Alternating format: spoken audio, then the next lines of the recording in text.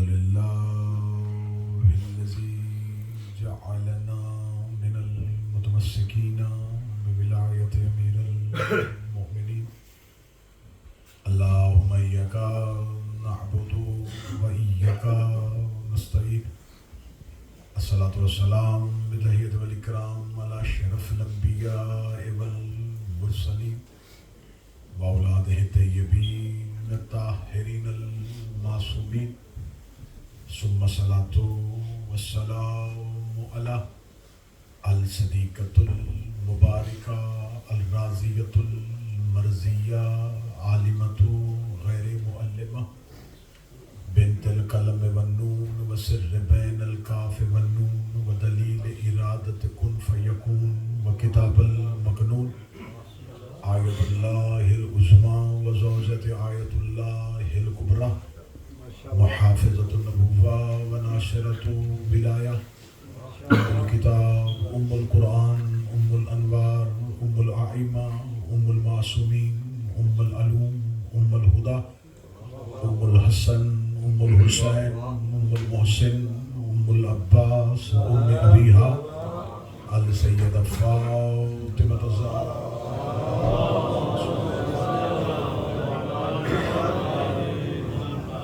بلان الله تعالى على أعدائهم أجمعين أما بعد فقد قال حق سبحانه وتعالى وفي كتابه المجيد وفرقانه الحميد بسم الله الرحمن الرحيم لقد كان لكم في رسول الله أسوة حسنة بلندر صلوات اللهم صل على محمد محمد. تھوڑی زحمت پچھلے صحابہ کو کرنی پڑے گی کہ دروازہ کھلنے کے بعد مومنین وہاں بیٹھیں گے تو یہ جگہ ساری خالی پڑے گی. تھوڑی زحمت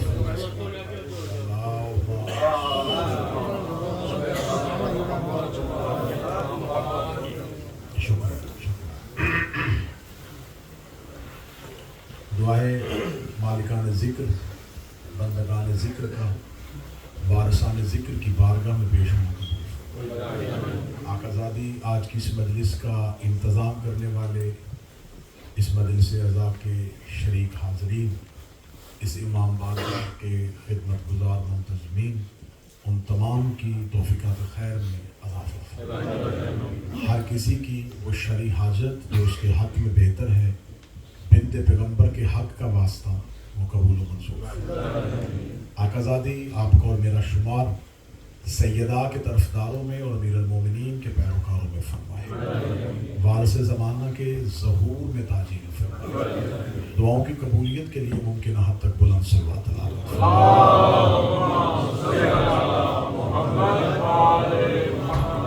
اجازت ہے ذکر شروع. خدا وہ خالق کائنات ہے، وہ خالق لم یزل ہے جس کی کائنات کو بنانے کی غرض جو ہے وہ یہ ہے کہ انسانیت ہدایت یافتہ ہو جائے. اس خالق کو وہ محتاج ہدایت نہیں، وہ خالق ہدایت ہے. اور اس نے جس مخلوق کو خلق کیا ان تمام مخلوقات میں سے اس نے حضرت انسان کو اشرف المخلوقات بنایا. اور اس خدا نے چاہا کہ جسے میں نے اپنی تمام مخلوقات میں سے افضلیت دی ہے، برتری دی ہے، تو اب حق بنتا ہے کہ ہدایت بھی اسے ہی کی جائے. اس لیے کہ اس نے کسی بھی مخلوق کو عقل سلیم جیسی نعمت سے نہیں نوازا تھا. اس نے کائنات میں ہر طرح کی مخلوق بنائی، بہتر سے بہتر چرند اور بہتر سے بہتر پرند اور بہتر سے بہتر شجر، اور کائنات میں انسانیت کی نظروں کو چدھیاں دینے والے ایسے حسین مناظر بنائے. لیکن اس میں سے کسی ایک مخلوق کو بھی اللہ نے عقل عطا نہیں کی. خدا نے جس کام کے لیے انہیں غرض، جس غایت کے لیے انہیں زمین پر خلق کیا، وہ اسی غرض و غایت میں چل رہے ہیں. انہیں خبر ہی نہیں ہے کہ ہدایت کسے کہتے ہیں. یہی بتا ہے کہ جب عقل نہیں ہے تو تصادم بھی نہیں ہے، جھگڑا بھی نہیں ہے، اختلاف بھی نہیں ہے. ایک جنگل میں رہنے والے جانور ان کا ایک دوسرے کے اوپر افضلیت کا جھگڑا نہیں ہے. شجر جو قد خدا نے دیا ہے اسی کے مطابق ہی بڑھے گا, دوسرے شجر سے اس کا افضلیت کا جھگڑا نہیں ہے. خدا نے انسان کو عقل دی تھی تو عقل کا تقاضا ہے کہ جسے عقل دی جائے اسے ہدایت بھی دی جائے, کیونکہ عقل وہ مشینری ہے جس کے لیے ہدایت کے کمپیوٹر کا ہونا ضروری تھا تاکہ یہ عقل بہترین اور صراط مستقیم پہ چل سکے. پھر اس خدا نے ہدایت کا بندوبست بھی اپنے ہی ذمہ لیا. اس نے یہ نہیں چاہا کہ انسان اپنی مرضی سے ہدایت پائے, اس نے کہا نہیں, ہدایت بھی تمہیں میں ہی دوں گا. اور وہ ہدایت کے معاملے میں اتنا سخت ہے کہ اس نے انسان جس کو ہدایت چاہیے تھی اس کے پیدا ہونے سے پہلے ہادی کو خلق کیا. اگر وہ انسان کو پہلے خلق کرتا اور ہادی کو بعد میں خلق کرتا تو آج انسان یہ کہہ دیتا کہ انسان پہلے ہے ہدایت بعد میں. اس نے جب حضرت انسان کو زمین پہ بھیجنا تھا تو اس نے جسے سب سے پہلے اتارا اسے سب سے پہلا ہادی بنایا. وہ خدا ہدایت کے معاملے میں کتنا رحیم ہے کہ اس نے ہدایت کا انتظام پہلے کیا اور انسان کو بعد میں خلق کیا. جب اس نے ہدایت کا بندوبست بنا دیا, ہدایت کا انتظام کر دیا, تو اس نے پھر زمین پر دو وجود اتارے, ایک نر اور ایک مادہ, ایک مذکر اور ایک مؤنث, ایک مرد اور ایک عورت. جسے مرد بنایا اسے آدم کہتے, جسے مستور بنایا اسے حوا کہتے. پھر اس کے بعد اس نے ہدایت کے سلسلے کو جاری کر دیا. پھر اس کے بعد اس نے جتنے بھی ہادی بھیجے وہ سارے کے سارے مرد بنائے, کسی مستور کو ہادی نہیں بنایا, اور ہر دور کی مستور کو ہر دور کے مرد کا محتاج کر دیا. اگر کسی بھی دور میں کوئی خاتون ہدایت لینا چاہتی ہے تو اب اس کے لیے ضروری ہے کہ وہ اس دور کے مرد ہادی کے پاس جائے. اس خدا نے مستورات کے لیے خواتین میں ہادی نہیں بنائے, اس نے مردوں ہی میں ہادی بنائے. کیونکہ جب اس نے مرد اور عورت کو خلق کیا تھا تو اس نے مرد کی خلقت میں عقل کو پہلے رکھا, جذبات کو بعد میں رکھا, اور جب عورت کو خلق کیا تو جذبات کو پہلے رکھا, عقل کو بعد میں. یہی وجہ ہے کہ آج تک حضرت انسان جو ہے وہ خاتون کو ناقص العقل کہتے ہیں. خاتون کی عقل ناقص نہیں ہے, خاتون کی عقل پہ اس کے جذبات مقدم ہیں. جذبات پہلے ہیں, عقل بعد میں ہے. مرد کے ہاں عقل پہلے ہے, جذبات بعد. یہ خدا نے خواتین پہ ظلم نہیں کیا, احسان کیا. خدا نے عورت کے جذبات کو اس کی عقل پہ غالب اس لیے کیا کہ قربانیاں ہمیشہ جذبات دیتے ہیں, عقل نہیں دیتے. خدا نے اس خاتون سے قربانی لینی ہے زمین, اس نے اپنی زندگی نچوڑ کے اپنے بچے کو حیات دینی ہے. یہ فیصلہ جذبات کر سکتے ہیں, عقل نہیں کر سکتے. مرد کے گھر میں رہ کے اس کی محکومہ بننا, اس کی اولاد کو پالنا, یہ فیصلے جذبات کے ہیں, عقل کے نہیں. قربانیاں ہمیشہ جذبات دیتے ہیں, عقل نہیں دیتے. عقل کی نظر سے کربلا دیکھو گے کبھی سمجھ نہیں آئے گی. عقل مندوں سے پوچھو گے تو وہ کہیں گے کربلا گھاٹا ہے, موت سامنے تھی کیوں چلے گئے. لیکن جب عشق والوں سے پوچھو گے وہ کہے گا وقتی طور پہ گھاٹا نظر آ رہا تھا لیکن ہمیشہ کے لیے عزت تھی. اس لیے ہر چیز عقل سے نہیں دیکھی جاتی, کچھ چیزیں عشق سے بھی دیکھی جاتی.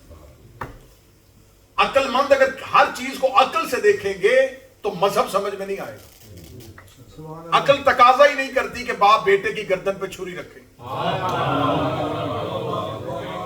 عقل تقاضا ہی نہیں کرتی کہ آگ کے اندر کود جاؤ. موسیٰ عشق میں جا رہا ہے, ابراہیم عشق میں چھری رکھ رہا ہے, عشق ہی یوسف کو کنویں میں پھینک رہا ہے. تو لہٰذا یہ جتنے فیصلے ہیں یہ سارے عشق پہ مقدم ہیں. لہٰذا ہر چیز عقل سے نہیں جانچی جاتی، کچھ چیزیں عشق سے جانچی جاتی. میں سطر کہوں گا اور مجھے نہیں خبر کہاں تک جائے گی. عزاداری عقل سے دیکھو یہ تو اور نظر آئے گی، عشق سے دیکھو گے تو اور. اس لیے بہت سے ایسے عقل مند ہیں جنہیں ماتم سمجھ میں نہیں آتا. یہ عشق کے فلسفے ہیں، ہر چیز عقل پہ مقدم. بھائی خدا نے عورت کو جذبات اس لیے دیے کہ خدا نے اس عورت سے قربانی لی، تو لہذا جذبات جب قربانی دیتے ہیں تو پھر اس کے لیے ہادی ہونا ضروری نہیں، کیونکہ ہادی کا صرف جذباتی ہونا ضروری نہیں، عاقل ہونا بھی ضروری ہے. متوجہ ہے بات کی جانب؟ بات بڑی کھل جائے گی اور آپ کو موضوع سمجھ میں آئے گا. خدا نے ہر دور کی مستور کو ہر دور کے مرد کا محتاج. حضرت آدم اس دور کی جتنی مستورات ہیں آدم کو نبی مانے، ابراہیم کے دور کی ابراہیم کو نبی مانے. لیکن میرے اللہ یہ کیسا انصاف ہے کہ عورت ہر معاشرے میں اپنی تعلیم و ترقی کے لیے اپنی ہی خواتین سے رہنمائی چاہتی ہے. عورت چاہتی ہے کہ مجھے پڑھانے والی بھی عورت ہو، عورت چاہتی ہے کہ میری ڈاکٹر بھی عورت ہو. تو جب عورت ہر ایک معاشرے کے طبقے میں خواتین ہی کی نمائندگی چاہتی ہے تو پھر میرے اللہ تو نے ہاتھی عورت کیوں نہیں بنائی؟ خدا نے ہر دور میں اگر کسی مرد کو نبی بنایا تھا تو اس دور میں ایک عورت کا کردار اتنا بلند کیا کہ وہ نبی کے ہوتے ہوئے اس دور کی عورتوں کے لیے اسوہ حسنہ تھا. بے شک وہ نبی نہیں تھی لیکن اس کا کردار اتنا بلند تھا کہ اس دور کی خواتین اس عورت کی تعلیمات میں. اگر حضرت آدم نبی ہیں تو سیرت حوا کی چلے گی، بات ابراہیم کی ہوگی تو تذکرہ ہاجرہ کا بھی ہوگا. حضرت ہاجرہ کی دور میں تو عزت اتنی بلند ہو گئی تھی عورت کی کہ اللہ نے آج تک قیامت تک کے لیے مردوں کو عورت کی سنت پہ حج کرنے کو کہا. یہ کعبے کے چکر، یہ صفا و مروہ پہ دوڑنا، یہ حضرت ہاجرہ کی سنت. خدا نے ابراہیم کے دور میں عورت کو بلند کر دیا، اتنا بلند کر دیا، اتنا بلند کر دیا کہ اس کے اسوہ کا نام حج بنا دیا. عورت آدم کے دور میں تھی تو عزت کم تھی، ابراہیم کے دور میں پہنچی تو عزت بلند ہو گئی، موسیٰ کے دور میں پہنچی تو آسیہ کی صورت میں اور بلند ہو گئی. پہنچتے پہنچتے جب عورت حضرت عیسیٰ کے دور میں آئی تو عزت میں اتنی بلند ہو گئی، اتنی بلند ہو گئی کہ خدا نے مریم کو عیسیٰ کی ماں نہیں کہا، عیسیٰ کو مریم کا بیٹا کہا. خدا نے یہ نہیں کہا اے مادر عیسیٰ، خدا نے عیسیٰ سے کہا اے مریم کے بیٹے. کیوں؟ عورت عزت میں بلند ہو. اب یہ عورتیں وہ جو ہیں ان کے پاس ہر دور میں اسوہ ہے، عہدہ نہیں. لیکن مجھے جس شہزادی کی بات کرنی ہے اس کے پاس صرف اسوہ نہیں، عہدہ بھی ہے. مجھے آج ایک ایسے عہدے پہ بات کرنی ہے جس میں ممبر سے کم بات کی جاتی ہے. میں نے اس سے پہلے جو جیسا بہت سی مجالس میں جناب سیدہ کے بہت سے عہدے پڑھے، جناب سیدہ کا بطول ہونا، جناب سیدہ کا محدثہ ہونا، جناب سیدہ کا عالمہ غیر معلمہ ہونا. آج کی مجلس میں آپ کے سامنے ثابت کروں گا کہ زمین پر رسول کے دور میں جناب سیدہ کے پاس وہ اللہ کا دیا ہوا کون سا عہدہ تھا، وہ کون سے منصب میں بیٹھی تھی؟ حسین کی ماں. یہ ذہن میں رکھیے گا کہ اس گھر میں، اس خاندان میں رشتہ داری کی بنیاد پہ عزت نہیں ہوتی، نسبت کی بنیاد پہ عزت نہیں ہے. ہاں نسبت احترام کے لیے ہے لیکن عہدے نسبت کی بنیاد پہ نہیں ملتے. مولا علی کے سارے ہی بیٹے ہیں، نسبت ہے علی کے بیٹے، لیکن عزت حسن اور حسین کو ہے امامت کی وجہ سے. یہاں عہدوں کی وجہ سے عزت ہوتی ہے، صرف نسبت کی وجہ سے نہیں. یہی تو ہمارا شیعہ سنی کا جھگڑا ہے. ہم کہتے ہیں صرف نسبتوں سے عزت نہیں لینی. کیا زمینی رشتہ داری تھی، کیا بدن کی رشتہ داری تھی، عہدوں سے عزت لو. یہ دیکھو کہ اس دور میں خلیفہ کون ہے، اس دور کا اللہ کا امام کون ہے. مولا علی کے سارے بیٹے ہیں، نسبت کی وجہ سے عزت ہے. حسن اور حسین کی عزت صرف نسبت کی وجہ سے نہیں. عہدے کی وجہ سے. جناب سیدہ کی نسبت ہے نبی کی بیٹی, نسبت ہے علی کی زوجہ, نسبت ہے حسنین کی ماں, لیکن ایک عہدہ ہے زمین جس کی وجہ سے وہ اتنے معصوموں کے گھر میں رہ کے بھی مرکز ہے, بیٹی ہو کے بھی ام ابیہا. خدا نے آخری حج کے موقع پر رسول اللہ سے کہا تھا یا ایھا رسول بلغ ما انزل الیک وان لم تفعل فما بلغت رسالہ, میرا حبیب پہنچا وہ جو ہم نے تجھ پہ نازل کیا, اگر تو نے یہ نہ پہنچایا تو تو نے کچھ بھی نہیں کیا. اس کا مطلب ہے یہ سارے کا سارا رسالت کا دار و مدار ایک حکم پہ تھا. خدا اگر یہ نہ کیا تو کچھ بھی نہیں کیا. اب یہ نہیں ہے کہ صرف اللہ رسول سے کہہ رہا تو نے کچھ نہیں کیا, صرف کار رسالت, یہ نہیں کہہ رہا کہ میرا مصطفیٰ تیری نبوت نہیں, فرمایا فما بلغت رسالت ہو, تیری رسالت. اس کا مطلب اس رسول کی رسالت میں کیا کیا آئے گا؟ اگر تیری رسالت گئی تو عیسیٰ کی نبوت بھی گئی, موسیٰ کی نبوت بھی گئی, کیونکہ تیری رسالت کے اندر ان کی رسالت ہے. کہ تو نے زمین میں آ کے بتایا ہے کہ عیسیٰ پہ کتاب اتری تھی, تو نے بتایا ہے کہ موسیٰ پہ توریت اتری تھی, تو نے بتایا ہے کہ آدم صفی اللہ ہے, تو نے بتایا ہے کہ نوح نجی اللہ ہے. اس کا مطلب ہے کہ اگر تیری رسالت گئی تو صرف تیری رسالت نہیں, عیسیٰ کی نبوت گئی, موسیٰ کی نبوت گئی, آدم کی نبوت گئی, تمام انبیاء کی نبوت ختم ایک اعلان پہ. اور اللہ کہہ رہا اگر تو نے یہ نہ کیا تو کچھ بھی نہیں کیا, اگر تو نے یہ نہ کیا تو کچھ بھی نہیں کیا. یہی تو جھگڑا ہے اور یہی بات ہم امت مسلمان سے پوچھنا چاہتے ہیں کہ اللہ نبی سے کہہ رہا ہے کہ اگر تو نے یہ نہ کیا تو کچھ بھی نہ کیا. امت نے باقی سب کچھ کیا, بس یہ نہیں کیا.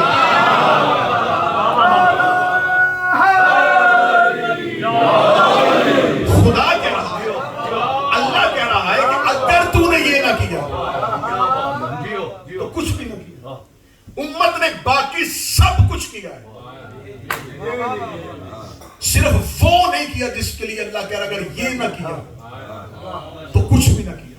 آگے خدا کیا کہہ رہا ہے وَاللَّهُ يَعْصِمُكَ مِنَ النَّاسِ, تو پہنچا دے, باقی تو خطرہ یہ نہ رکھنا کہ میں پہنچاؤں گا تو اس کو مانے گا کون, میں اللہ اس نظام کو انسانوں کے شر سے بچاؤں گا. یہ جس نظام کی بات ہو رہی ہے وہ نظام کون سا ہے؟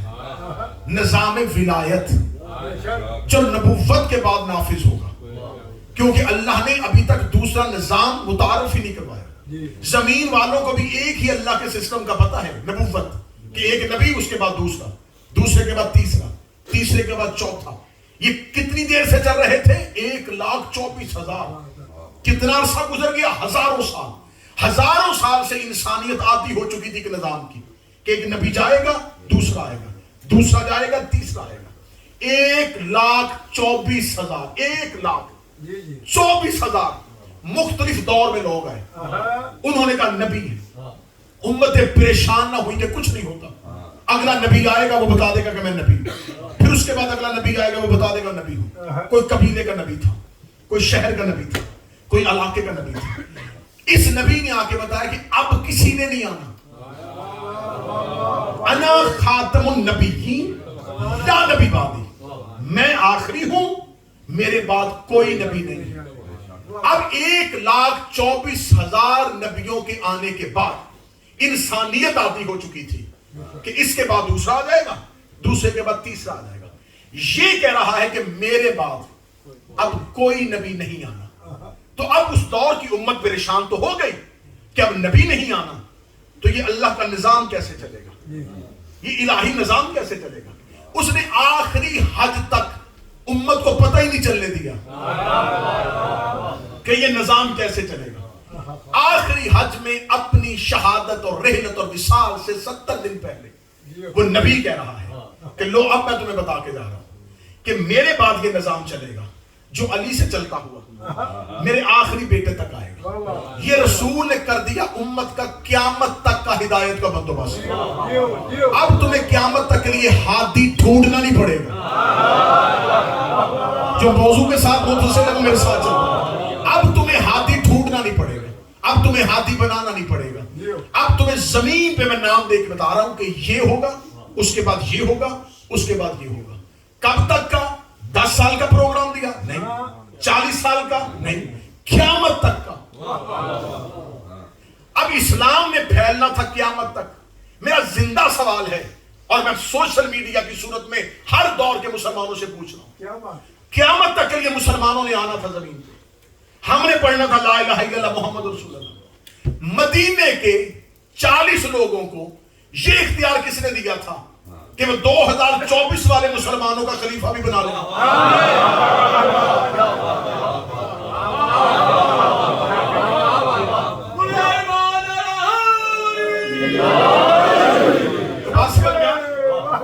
ہم 2024 سے مسلمان ہیں, پڑھا لکھا معاشرہ ہے.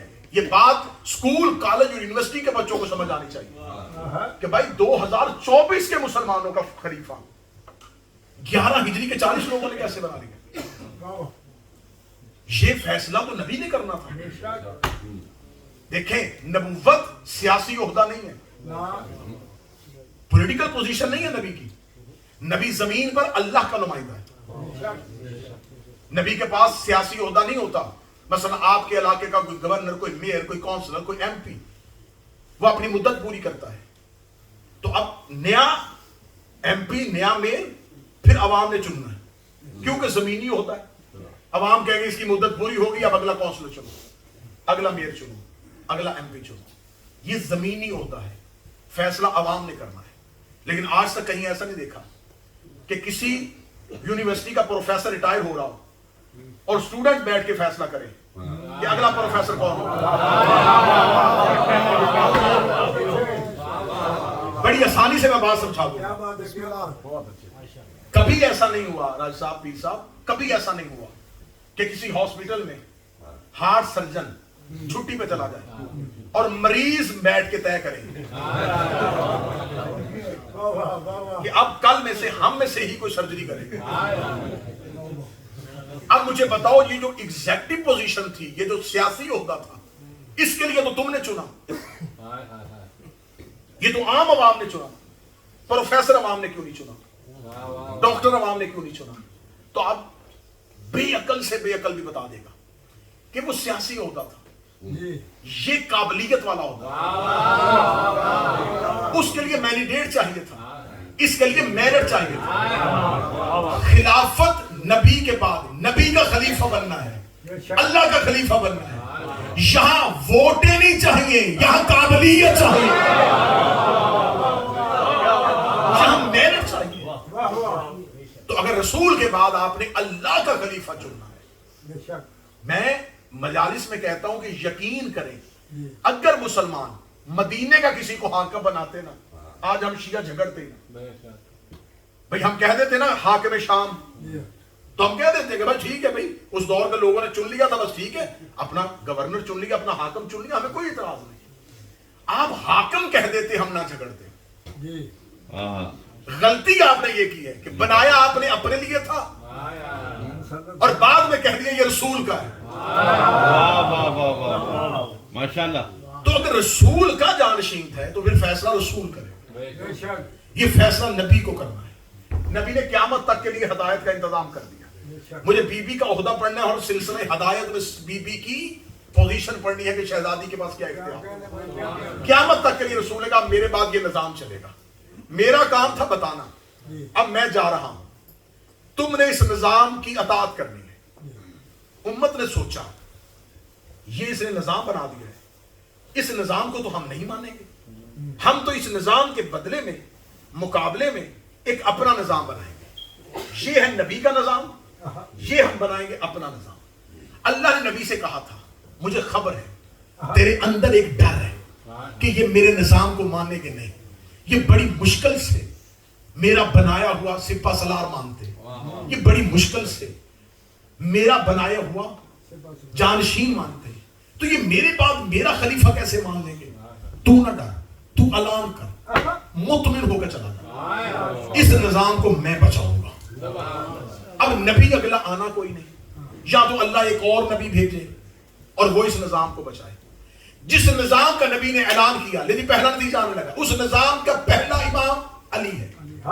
جس نے اعلان کیا وہ نبی ہے, جس کا نظام ہے وہ اللہ ہے. اللہ نے نظام دیا ہے, نبی نے پہنچایا ہے, اور علی سے نظام شروع ہو گیا. اب اس نظام کو بچانے کے لیے نہ اللہ آئے گا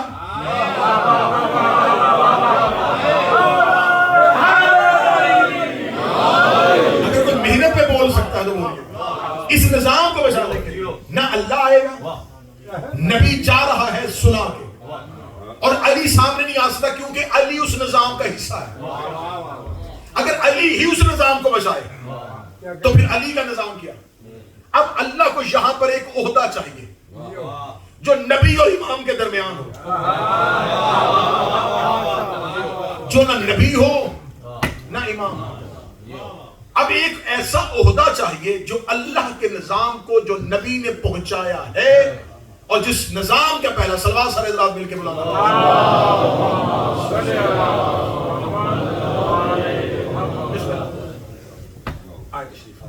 صلوات پھر سارے مل کے بلانا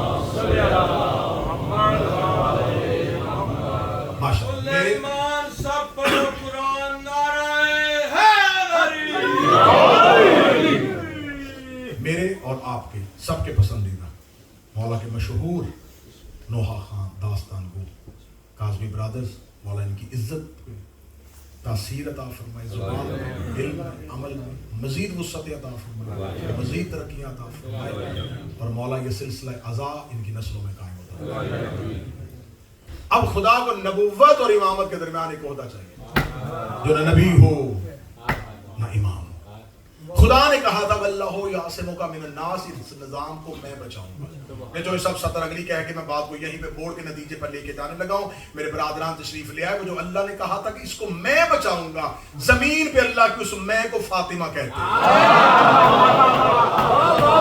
بول سکتے ہیں بولنے کا جواب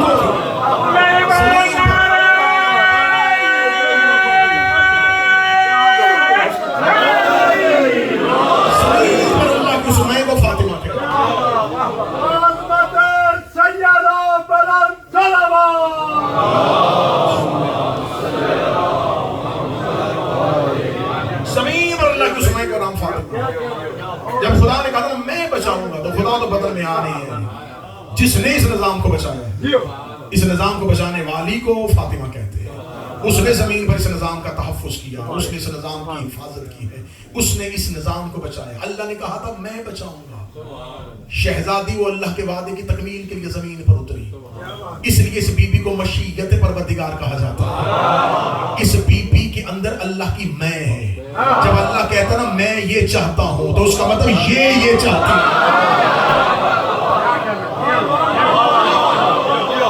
اس کے لیے میں بہت بہترین دلیل دینے لگا ہوں بہت بہترین دلیل دینے لگا ہوں مستدرک حاکم نیشہ پوری سے لے کے ابن حجر عسقلانی تک اہل سنت محدثین علیہدہ اہل تشیع محدثین علیہدہ سب نے نبی کی اس حدیث کو لکھا کہ نبی نے فرمایا الفاطمہ تو بضعۃ منی فمن اغضبها اغضبنی فاطمہ میرا جز ہے جس نے اسے ناراض کیا اس نے اللہ کو ناراض کیا جس نے اسے راضی کیا اس نے اللہ کو راضی کیا یہ اہل سنت کے ہاں بھی ہے اہل تشیع کے ہاں بھی ہے رسول نے یہ نہیں کہا جس نے اللہ کو راضی کیا اس نے زہرا کو راضی کیا جس نے اللہ کو ناراض کیا اس نے زہرا کو ناراض کیا رسول نے کہا جس نے زہرا کو راضی کیا اس نے اللہ کو راضی کیا اس کا مطلب رضائے پروردگار کا ایک معیار ہے اس معیار کا نام فاطمہ ہے اللہ ڈائریکٹ راضی نہیں ہوتا اللہ راضی ہوتا ہے فاطمہ کے ذریعے سے اس کی ایک ہلکی سی جھلک میں بتا دیتا ہوں شب عاشور حر نے اپنی کوہنی اور اپنے گھٹنے باندھ کے کربلا کی ریت پہ اپنے گھٹنے رکھ کے کہا تھا اے حسین اے فرزند فاطمہ میں آپ سے معافی مانگنے آیا ہوں اور حسین نے رسیاں کھول کے کہا تھا جا حر اللہ نے تجھے معاف کر دیا اللہ نے تجھے معاف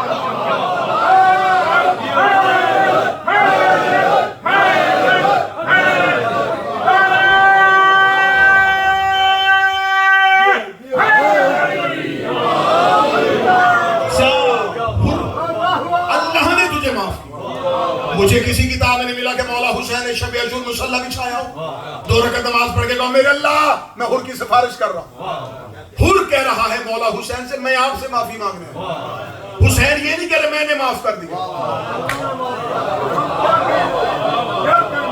میرے مولا حسین ابھی تو روز محشر آیا ہی نہیں. ہمیں تو پتا ہے کہ محشر کے دن فیصلہ ہوگا کہ کسے معاف کیا جا رہا ہے, کسے سزا دی جا رہی ہے. حسین نے الہی اختیار کو زمین پہ استعمال کیا. اللہ نے تجھے معاف کر دیا کیونکہ ہم ہیں اس کے مظہر تام. جب ہم کہتے نا کر دیا, پھر اس نے کر دیا. زمین پر ہم کہتے ہیں کہ ہم راضی, تو اس کا مطلب رضی اللہ سجدوں سے نہیں بنے گا. اب حر کے پاس وہ کیا نسخہ کیمیا تھا, حر نے کیا کیا تھا جو حر اتنی جلدی علیہ السلام ہو گیا. حر کے پاس ایک نسخہ کیمیا تھا. جب حر نے مولا حسین کے لجام فرش پہ ہاتھ ڈالا تھا تو مولا حسین نے کہا حر تیری ماں تیرے ماتم پہ بیٹھی. حر نے اپنی مٹھیوں کو بھینچا, آنکھوں کو بند کر کے کہا حسین میں آپ کی ماں پہ سوائے درود کے کچھ نہیں پڑھ سکتا. حر نے احترام میں سیدہ کیا تھا اور حسین نے کہا اللہ نے تجھے معاف کر دیا. نبی نے فرمایا تھا جس نے اسے راضی کیا اس نے اللہ کو راضی کیا, جس نے اسے ناراض کیا اس نے اللہ کو ناراض کیا. اب زمین پر جو اللہ کا وہ نظام جو غدیر کے بعد شروع ہو رہا, جس نظام کو نظام امامت کہتے ہیں, اس کی محافظہ ہے سیدہ. اس نے زمین پر اس نظام کی حفاظت کرنی ہے. اس نظام کی حفاظت اس بی بی کے ذمہ ہے. یہی وجہ ہے کہ آج بھی کسی پوری دنیا میں چلے جاؤ, صرف یہ نہیں ہے کہ آپ ایشیا میں دیکھو, آپ عرب میں دیکھو, آپ فارس میں دیکھو, کسی نو شیعہ نئے شیعہ ہوئے بندے سے پوچھو مولا علی کی جنگیں پڑھ کے شیعہ نہیں ہوتا. میں زمینی حقائق آپ کے سامنے پڑھ رہا ہوں. وہ مولا امام حسن کا دسترخوان سن کے شیعہ نہیں ہوتا, وہ مولا حسین کی جنگ دے کے شیعہ. جس سے بھی پوچھو کیوں شیعہ ہوا, وہ کہتا حق کے سید, حق کے سید, حق کے سید. اس کا مطلب اس نظام کے تحفظ کے لیے آج بھی جو اکیلی لڑ رہی ہے, اس نظام کو جو ماننے والے دے رہی ہے, وہ سیدہ ہے. پھر میرا حق بنتا ہے میں یہ جملہ یہاں کہہ دوں, 11 آئمہ کی محنت ایک طرف, اکیلی سیدہ چند گھنٹے کے لیے جانا ایک طرف. یقیناً وقت زیادہ ہو گیا. کل انشاءاللہ ٹھیک 7 بجے حسینیہ اسلامک مشن اولڈم میں پھر دوبارہ ممبر پہ آ کے اسی موضوع کو لے کے آگے چلیں گے کہ سیدہ سے نظام کی حفاظت کیسے کی, دربار میں جا کے اس نظام کا تعارف کیسے کروایا, اور آج تک سیدہ اس نظام کے ذریعے کون سی تحریک چلا رہی ہے. میری گزارش ہے حسین علیہ السلام کے عزاداروں سے, ایام فاطمیہ تحریک سیدہ کا حصہ ہے. آپ جناب سیدہ کا دربار میں جانا صرف یہ نہ سمجھیں کہ یہ ایک وقتی مصیبت تھی, ایک بہت بڑا انقلاب تھا, ایک بہت بڑی تحریک تھی جس کا آغاز سیدہ نے کر دیا. آج تک ہر دور کے خلیفہ کے سامنے جو نظام کھڑا ہے اس تحریک کی بانی سیدہ ہے. کربلا تحریک سیدہ کا ایک جز ہے, کربلا ایک حصہ ہے, ایک نقطہ ہے تحریک سیدہ. سیدہ کی تحریک کا آغاز ہو گیا تھا نبی کے جانے کے 3 دن بعد. رسول نے آنکھیں بند کی اور 3 دن کے بعد سیدہ نے ایک تحریک کا آغاز کیا. سب سے بڑی امپائر کے سامنے, سب سے بڑی حکومت کے سامنے اکیلی کھڑی ہو گئی. حاکم کے وہم و گمان میں بھی نہیں تھا. وہ سمجھتا تھا میں نے مہاجرین سے بیعت لے لی, انصار میرے قبضے میں آ گئے, بنی امیہ میری دسترس میں ہے. علی کے پاس اب کوئی طاقتور آواز ہی نہیں ہے. اسے کیا خبر تھی ایک اتنی طاقتور آواز علی کے حق میں اٹھے گی کہ قیامت تک اس آواز کو خاموش کروانا ہر دور کی ملوکیت کے لیے مشکل ہو جائے گا. ڈاکٹر علی شریعتی نے ایک جملہ کہا تھا, اسے کہ جب میں نے سیدہ کی سیرت کو پڑھا تو میں سوچ رہا تھا کہ میں سیدہ کی سیرت پہ کوئی عنوان دوں کہ سیدہ کی عزت ہے نبی کی وجہ سے, علی کی وجہ سے, حسنین کی وجہ سے, جنت کی وجہ سے, کوثر کی وجہ سے. اس نے کہا آخر میں مجھے پتا چلا کہ فاطمہ باعزت ہے فاطمہ کی وجہ سے.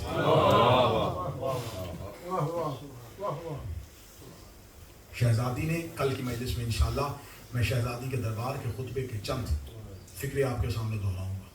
کتنا بہترین خطبہ دیا نبی کی بیٹی نے دربار میں, کس انداز سے حکومت کو ہمیشہ ہمیشہ کے لیے پریشان کر دیا.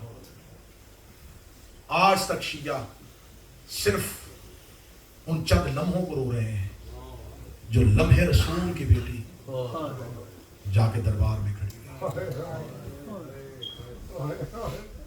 میں امام حسین کا سب سے اتنا ذاکر ہوں. زندگی میں چاہتے ہو کہ عزتوں میں اضافہ صرف دنیا میں نہیں آخرت میں ہو. حق زہرا کا پرچار کرو. زندگی میں آپ کے سینکڑوں لوگوں سے تعلق ہو, کسی ایک غیر شیعہ تک سیدہ کا حق ضرور پہنچانا. اسے پہنچانے میں تمہیں مشکلات بڑی ہوں گی, مصیبت بڑی ہوگی, جرت بڑی دکھانی پڑے گی. کسی کا ایک کا کاندھا ہلا کے پوچھنا ضرور, قصور کیا تھا. یقین کرو میں آپ کو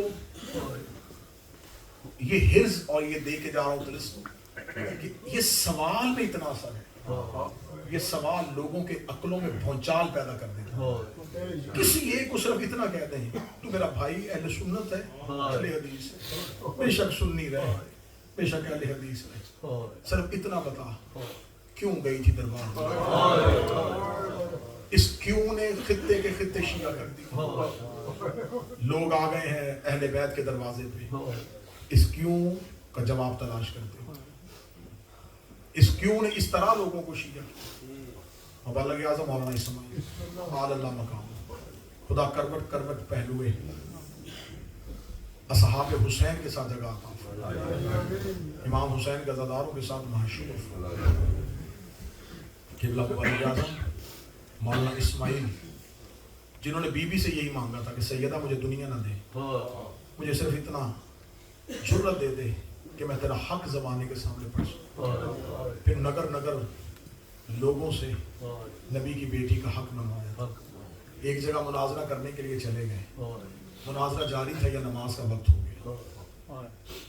مناظرے کے بعد وہ جو مناظرے کا ثالث اور جج تھا وہ نماز پڑھنے کے لیے اپنے مولانا کے پیچھے گیا.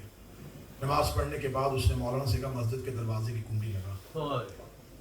تو کہتا تھا نبی کی بیٹی دربار میں نہیں گئی, میرے گاؤں کے شیعہ کہتے تھے گئی ہے. انہوں نے بلا لیا ہے اپنا مولانا, وہ بیٹھا ہے ڈیرے پہ کتابیں لے کے. میں نے بحث نہیں کروانی, میں نے بندے قتل نہیں کروانے, میں زمیندار بندہ ہوں, مجھے زیادہ کتابیں نہیں آتی. مجھے صرف مسجد کے حجرے میں خاموشی سے بتا دے گئی تھی. قبلہ نے اپنی کتاب فتوحات شیعہ میں اس واقعے کا تفصیلی تذکرہ کیا. اس کا نام بھی لکھا چودھری عاشق حسین. رخسار شاہ جی اس مولانا نے کہا کہ چاچا عاشق گئی تھی لیکن حق بنتا نہیں تھا. اس نے کہا میں یہ پوچھ نہیں رہا حق بنتا تھا, مجھے صرف اتنا بتا گئی تھی.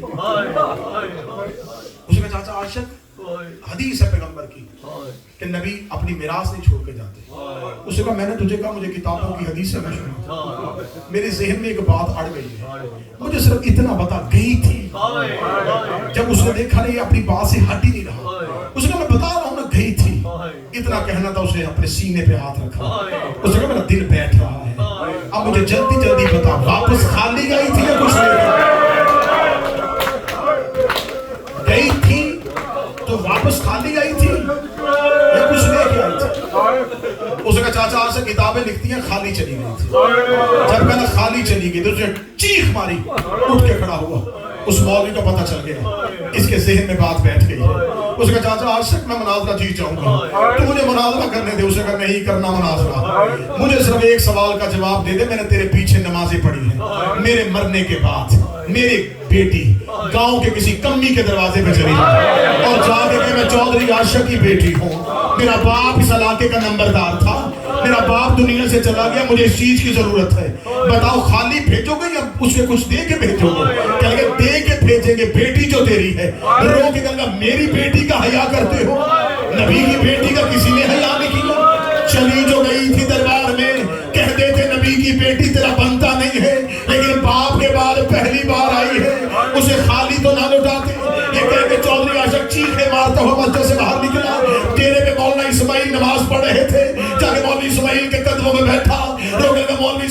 کتابیں بند کر دے, مجھے حق کا پتہ چل گیا ہے. بیٹی نبی کی خالی آئی ہے, یہ کہہ کے کہنے لگا مولوی اسماعیل مجھے کتابوں سے صرف اتنا بتا دے نبی کی بیٹی کی جاگیر کی مالیت کتنی تھی. اتنا کہنا تھا. یا چودھری عاشق کیا بات تھا. چون کے مبلغ اعظم مولوی اسماعیل نے پوچھا, یہ کیوں پوچھ رہا ہے کہ فتح کی مالیت کتنی تھی؟ کہ اگر میں زمینیں بیچتا ہوں, میں گھر بیچتا ہوں, میں بیٹیوں کے زیور بیچتا ہوں, میرے ساتھ کسی سید کے دروازے پہ چلا جاؤ, میں جا کے کہتا ہوں جو حق تمہاری دادی کا چھینا تھا میں چودھری عاشق واپس کرنے آیا ہوں. مولا اسماعیل نے گلے سے لگایا, روک کا صرف جاگیر کی بات نہیں ہے. جب واپس آئی بال سفید ہو گئے تھے, ایک ہاتھ بی بی کا چہرے پہ تھا, رو رو کے کہہ رہی تھی نہ دیتے مجھے حق, مجھے دربار میں چھوٹا, مجھے دربار میں چھوٹا. ایک حصہ ایک بھی حصہ مصائب کا جناب سیدہ کا منبر سے نہیں پڑھا گیا. یہ ہے غربت زہرا, یہ ہے غربت زہرا. میں یہ نہیں کہتا کہیں مصلحت سامنے ہے, کہیں تقیہ سامنے ہے, کہیں لوگوں کی نرم دلی سامنے ہے. یقین کرو جناب سیدہ کے مصائب مکمل نہیں پڑھے جاتے. جس دن جناب زہرا کا پورا درد پڑ دکھا, یہ تو وہی آ کے پڑھے جس کو دروازہ جلنے کا سب سے بڑا روح.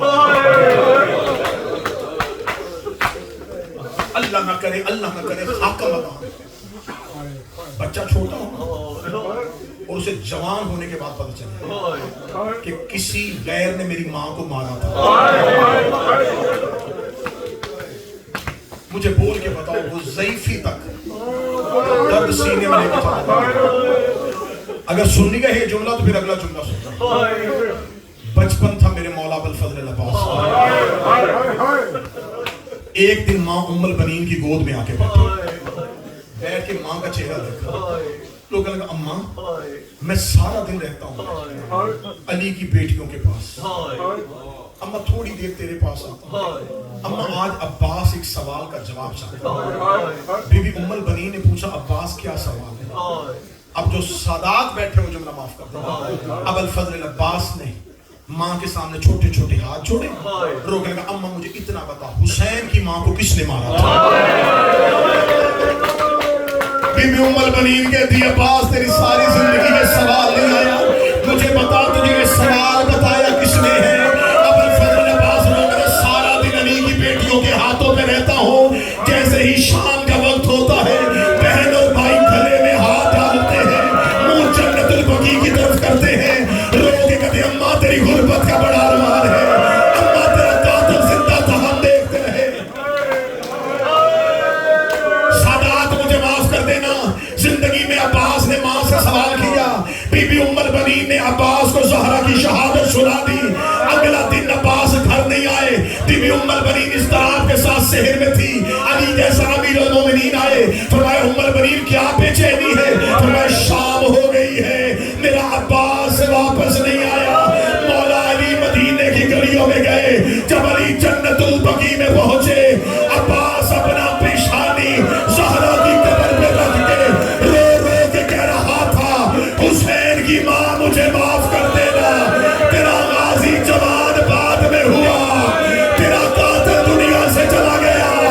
اگر عباس کی زندگی میں تیرا قاتل زندہ ہوتا میں تیرے تماچے کا بدلہ لیتا, میں تازیہ نہیں کرتا. حسین کی ماں مجھے معاف کر دے. کاش عباس دیکھ لیتا جس نے تجھے تازیانہ مارا تھا. 1 یا 1.5 منٹ پڑھوں گا صرف, ہر آنکھ رو پڑے. اتنے درد ہیں کہ صرف یہ نہیں کہ ایک مجلس آنے والی جتنی مجالس ہیں صرف جناب زہرا ہی کے درد پڑھو, سیدہ کے درد ختم نہ ہو. آج بھی نجف چلے جاؤ, مولا علی کی زیارت پہلا جملہ السلام علیکہ یا افضل المظلوم, اے کائنات کا پہلا مظلوم تم پر میرا سلام ہو.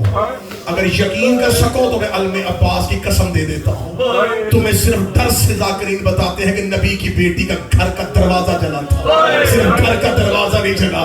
انہوں نے محمد کی بیٹی کی چھت توڑ دی تھی, انہوں نے رسول کی بیٹی کی دیواریں گرا دی تھی. یقین آئے تو دعائے ثانویہ قریش پڑھنا. علی کہتے اللہ لعنت کرے ان پہ جنہوں نے خانہ نبوت کی چھت کو توڑ ڈالا, جنہوں نے محمد کے گھر کی دیواریں گرا دی تھی. نبی کی بیٹی کتنی زخمی ہو گئی تھی. عبداللہ ابن مسعود کی ایک روایت پڑھ دیتا ہوں. عبداللہ کہتا تدفین زہرا کے بعد ہم حسنین کو لے کے گھر آ گئے, علی جنت البقیع سے واپس نہ آئے. عبداللہ کہتا جب کافی دیر میں نے دروازہ علی پہ علی کا انتظار کیا, جب علی واپس نہ آئے عبداللہ کہتا میں جنت البقیع میں پہنچا, تہجد کا وقت قریب تھا, میں نے جنت البقیع میں دیکھا علی کے سر پہ امامہ نہیں ہے, علی ایڑیاں رگڑ کے ایسے رو رہے ہیں جیسے بچہ بچپن میں روتا ہے. عبداللہ کہتا میرا جسم کانپنا شروع ہوا, میں نے زندگی میں علی کو کبھی ایسے روتے ہوئے نہیں دیکھا تھا.